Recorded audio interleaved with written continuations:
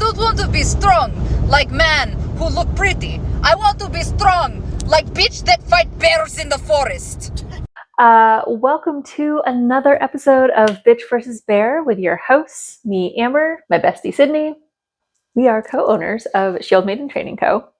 And this is a show where we bitch, laugh, and chat about all things fitness related to women and the LGBTQIA+ community. That is true. And it is the last episode of April. Woo! Woo woo! Wild. So, all month we've been talking about body positivity, athleticism, body image, all of those things. We're going to end the month talking about how do we promote these things in fitness spaces. Okay. We've touched on it throughout the month, and we are going to give just like a nitty-gritty, how can we do it? And have a call to action at the end of it, actually, for those of you listening.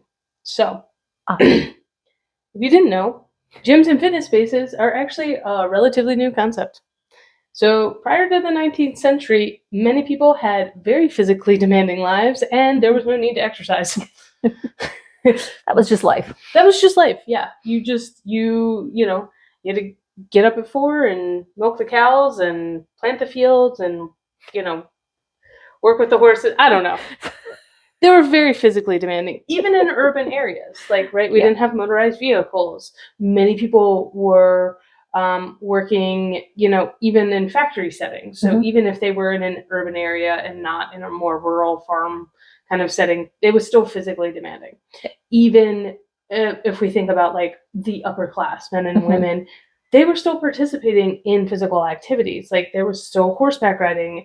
Everyone was dancing. That was a form of entertainment, right? We weren't sitting in front of screens, and everyone was walking everywhere. Yeah. It was, if you were going long distance, you were either in a carriage or on a train, but otherwise, your mode of transportation was your own 2 feet. And that was for the majority of people. Yeah.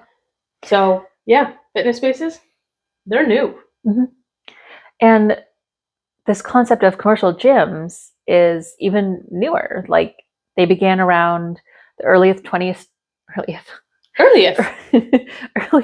century, and were mostly a male-dominated space. So, surprise, surprise. Yeah. Women were warned against vigorous exercise. So they stayed to those other physical activities like horseback riding and dancing and that kind of thing. Yeah. But yeah, those commercial gyms were predominantly geared towards men. Shocker.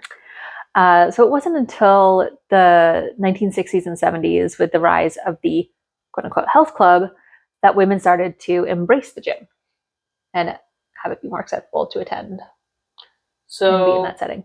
Yeah, it's a really, really new fangled idea. Yeah. I'm sorry. How old are you? Are we at the age where we're using newfangled in everyday conversation? I was using it ironically. Okay, so because they're new, there hasn't been a whole lot of time spent developing this idea of an inclusive fitness space, right? Because even when they first started, they weren't inclusive, women. So now we've expanded. Yes, women can go to the gym, but now we need all bodies, shapes, sizes, races, genders, sexualities being able to be in these spaces, because the context in which we live has changed dramatically. We do sit in front of screens. The majority of us aren't working in factories or fields. Yeah. So the rise of the fitness space is incredibly important. And so to create that inclusive fitness space, I think the easiest way to boil it down would be to create a sense of belonging. Yeah. So we've touched base on this. Only about 20% of Americans are actually regular exercisers. And, there's a lot of reasons for why that is. We've talked about that: body shaming, body image. One thing we haven't covered in this topic, but it's cost and those other barriers to entry. So creating that sense of belonging could be a huge factor in drawing in the rest of the population. Right? The population that we all now know that we all need to exercise. Yeah. We just do. So if you don't feel like you belong in this space, why the hell would you go there? Right. Like, why would you spend money to be there?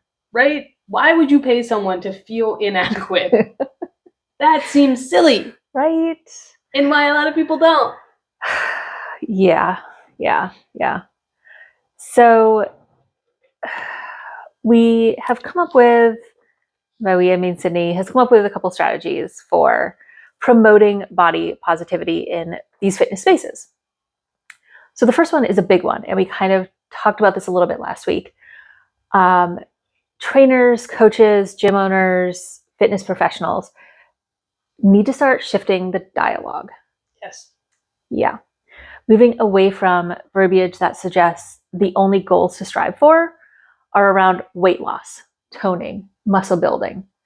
Because that doesn't really address the real reason why people should be working out, which is to be healthy, Right. to build, yes, some of that is to build muscle, to, be able to live independently for as long as possible.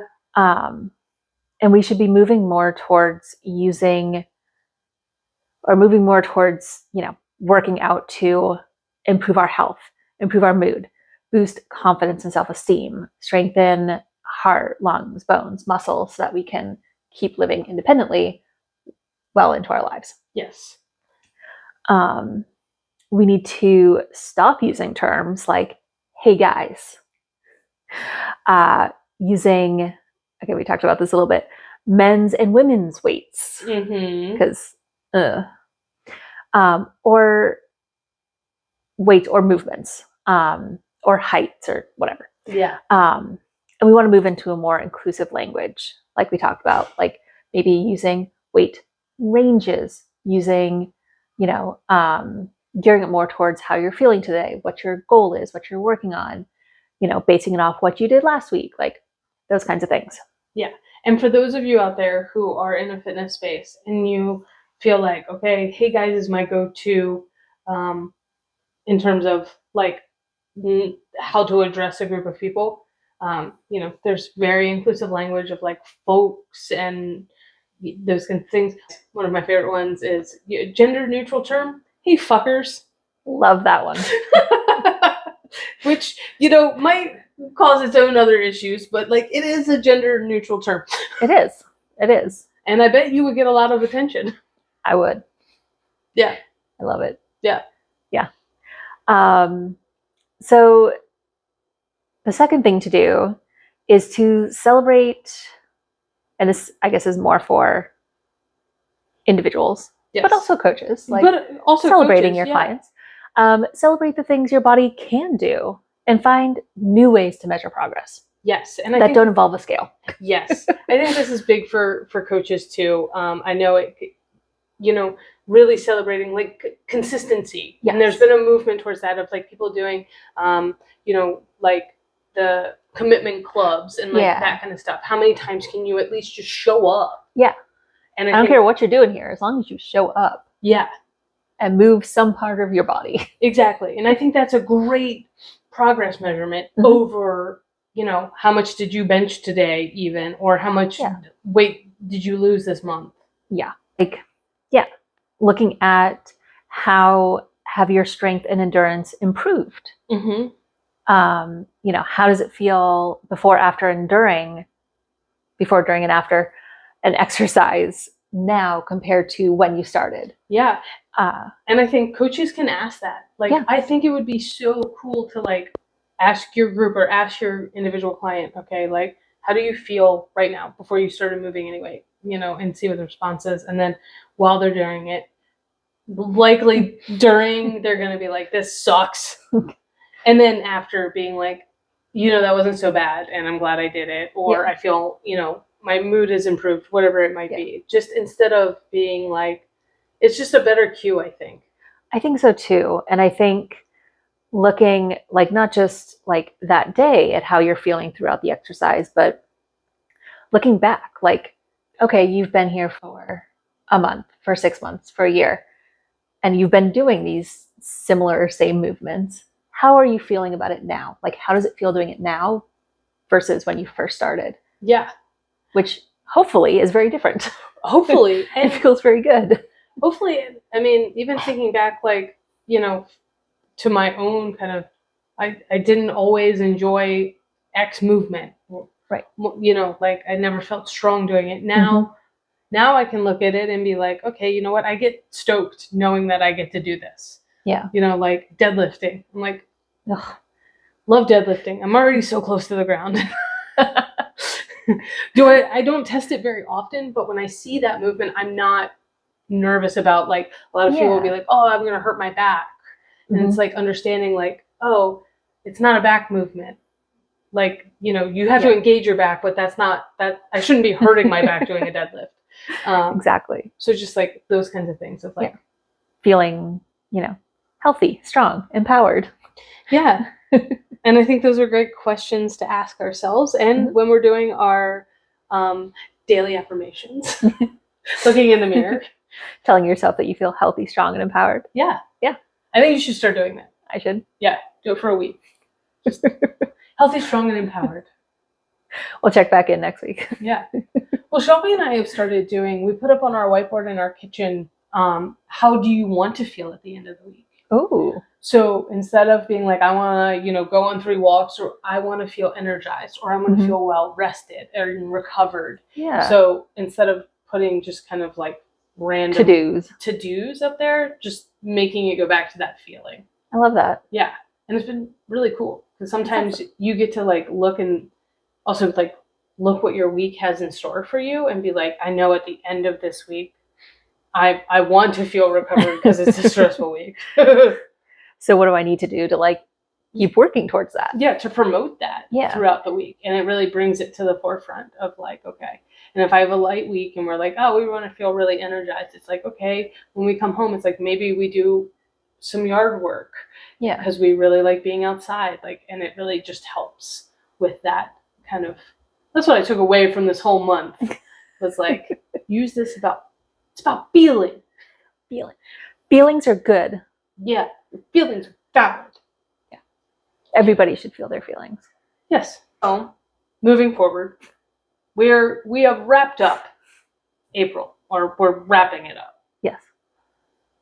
So, body positivity and fitness, and for all of you listening, how are you going to approach this topic moving forward? You're going to do daily affirmations, right, Amber? Yes. Yes. What's your daily affirmation? I am shit. I forgot it already. I am strong and healthy and empowered. Yes, you got it right. Yes. I like that. Moving forward, I think, especially moving into summer, really finding those things about myself that I do like and focusing on them and not focusing on the cankles. Good. Yeah. I'm going to focus on my awesome forearms. Yes. Good for climbing. Right? Yeah. Sad forearms are not good for climbing. I think you're very tired. Oh no. Well, we're going to pump them up at climbing. We're going to keep climbing. That's what we're going to keep doing. Climbing up the mountain of body positivity. So cheesy. I know. Hashtag. So hopefully what this month has done for you all listening is increase your awareness around the effects of a negative body image, how your kind of inner monologue talks to yourself. So you can start to change that pattern. That's really what this is about. We know it doesn't happen overnight. No. And that's why we always try and give like little tips and tricks. Hashtag be kind. Hashtag be kind to yourself. We also hope that those in the fitness industry have taken something away from this and, you know, start to move in the direction of focusing on what the body can do versus what the body looks like, because that isn't what we want to achieve anymore. Yeah.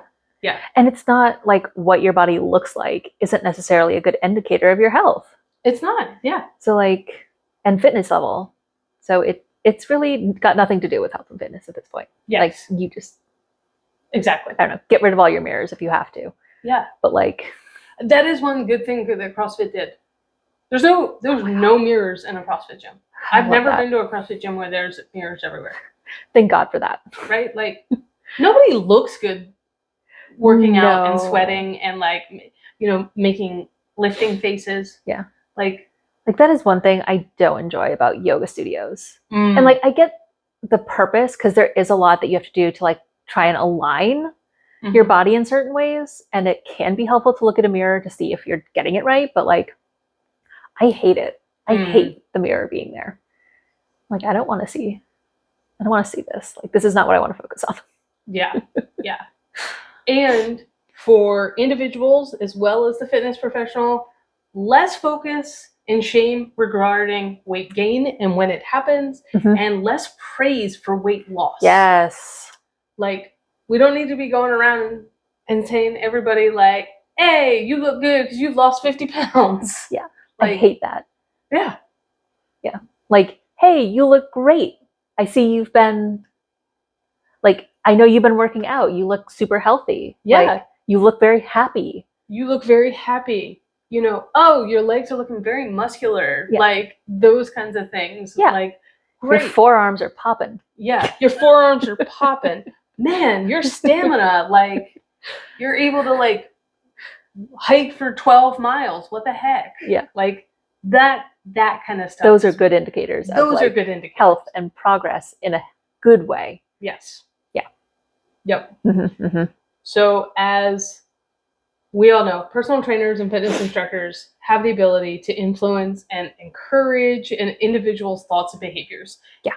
So if you are one of those people, make sure that you take that into consideration, that you're not just promoting the weight loss or the,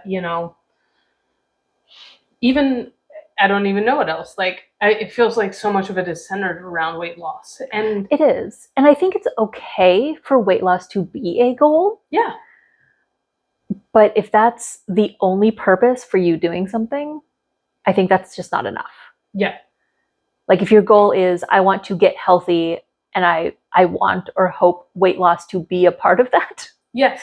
I think that's acceptable. Yeah, I think so too. And I think that we as fitness professionals should encourage the other elements and have the weight loss be a secondary thing. Yeah. Of like, hey, you know what? Your run time decreased. So clearly you're getting faster. Or, hey, I don't know if you noticed this, but 8 weeks ago, this was what you lifted. And now this week you've added 5 pounds to your lift. Yeah. Like, focusing on those kinds of things, I think, really, in just drawing it away from the weight loss aspect. Yeah. Yeah. There's a good chance the weight loss will come if you're eating healthy, if you're exercising regularly. Like, if you have some excess weight, you'll probably lose at least some of it. Yeah. Or it'll redistribute. Yeah. Yeah. It won't necessarily be a weight loss. It'll be maybe a fat loss and a muscle gain. Yeah. Which may not change the numbers on the scale. It's very tricksy. It is very tricksy because muscle weighs more than fat. I was very upset when I started working out. It was like, I am gaining weight. We had to talk Amber off a ledge. Yeah. My fitness journey almost ended real fast. But now look how far you've come. You understand. And it's our job as people who appreciate fitness, even if you're not an instructor or a coach, if you're working out in a gym setting, to create a community of support that isn't focused on the body image and the appearance. So do that and you're awesome. Yeah, exactly. Yeah. All right. So as we are wrapping up this month's topic on body image and positivity, we are asking ourselves, how can the fitness industry create inclusive fitness spaces? And like, this is kind of what we've been talking about, right? If you're a member of a fitness space that you think is really working towards inclusive spaces and doing a good job, yeah, we want to hear about it. Yeah, we want to know what they're doing. Yeah. Yeah. Like, we would love to call them out and, say, hey, let's We'd love to drop here. in and see, and yeah. Cross promotion. We love it. Yeah.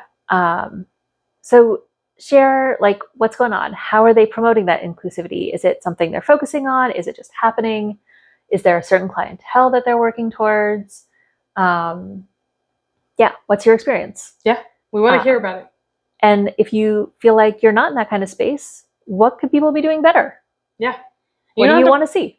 You don't have to call them out by name. No. But you could share like what you would like to see in a more inclusive space of body image and, positivity. If you're a fitness member somewhere. Absolutely. Yeah. Yeah. We want to know your experiences. We do. It's important to us. It is.